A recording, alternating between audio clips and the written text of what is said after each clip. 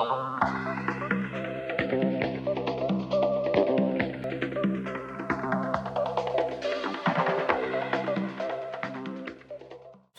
thought I'd do another video because, I just finished the Strangelove video a few hours ago. And, of course, with Dr. Strangelove and any kind of reissue on home video, the 400-pound gorilla in the room is that the original pie fight at the end of the film is not there.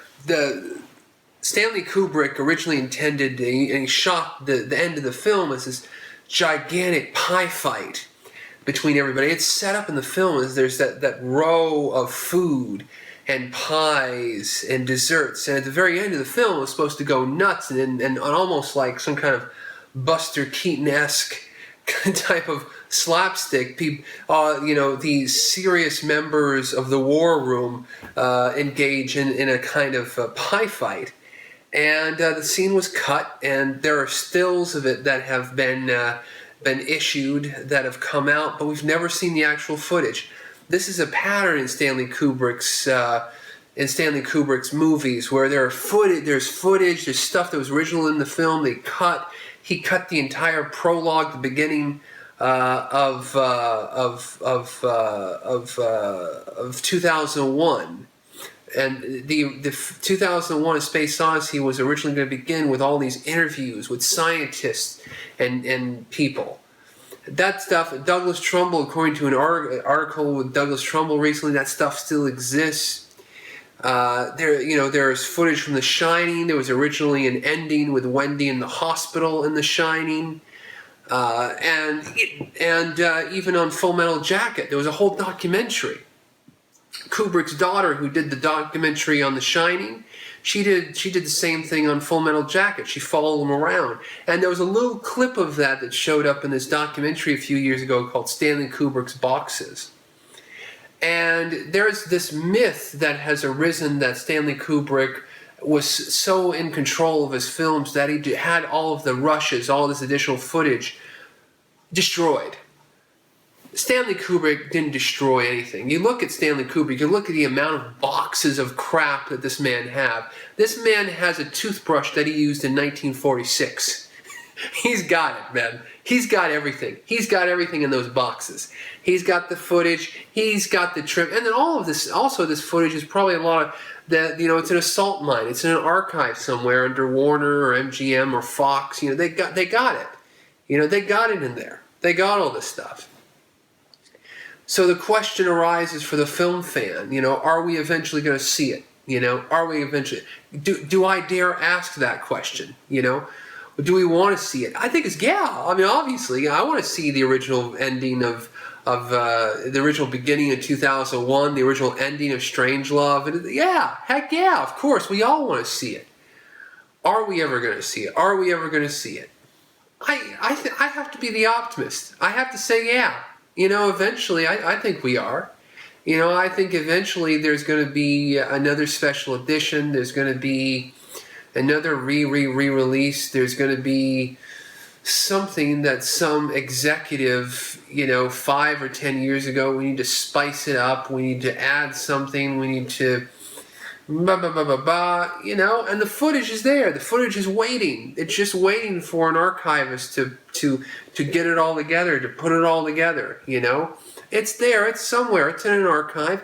Definitely the 100% the 2001 stuff is, we didn't throw any of this stuff away. It's either in his personal archive or it's in some kind of film archive somewhere. It's, with some of this stuff, it's almost certain.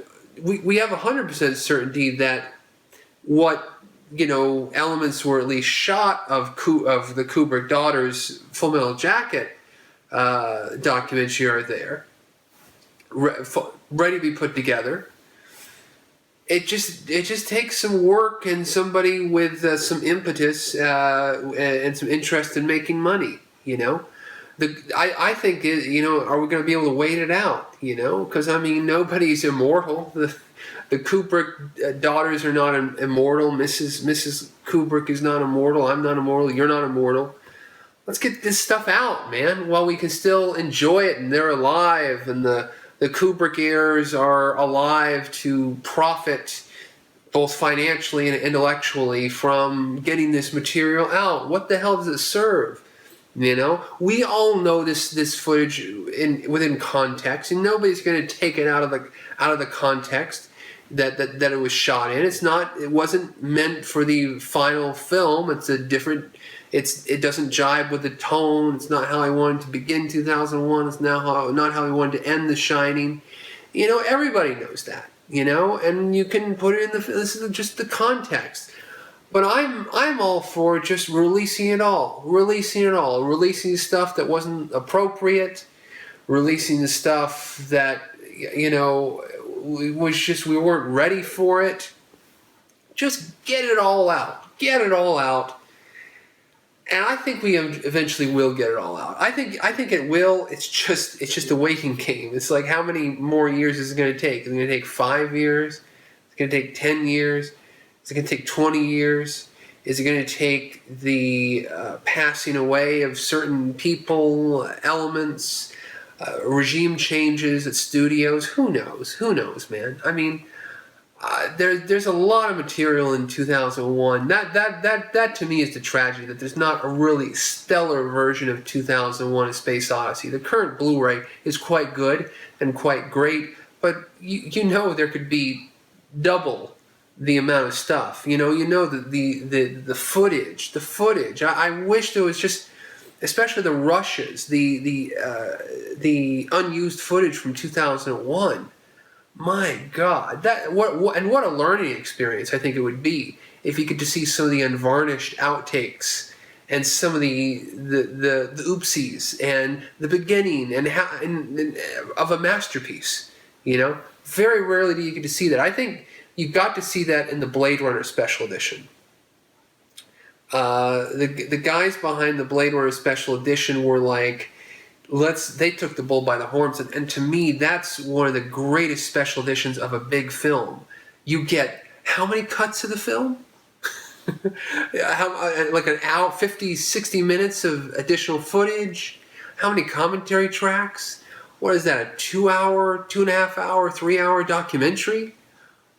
I mean, it's an embarrassment of riches. I mean, 2001 could easily have a documentary that is have a special edition and a documentary and everything. There are some really good documentaries on the 2001 Blu-ray DVD, the reissue, but they're very weak retrospectives. They're not into the nuts and bolts of Douglas Trumbull's work and slit scan and taking you through the whole process of how that all happened and the cultural impact and how the film was latched onto by the drug culture and all, and it doesn't get into the nitty gritty of it. It needs some really ambitious special features producer to take the bull by the horns and really create something on the level of what Fincher has done with his films,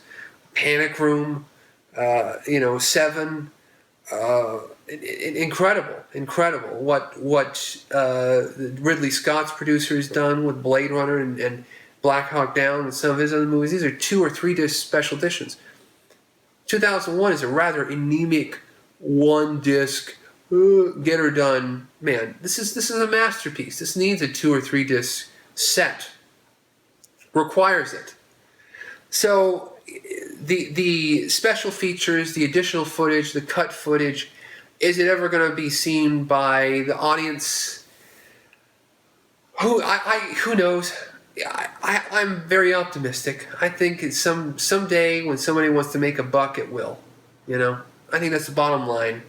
There is protecting the director and his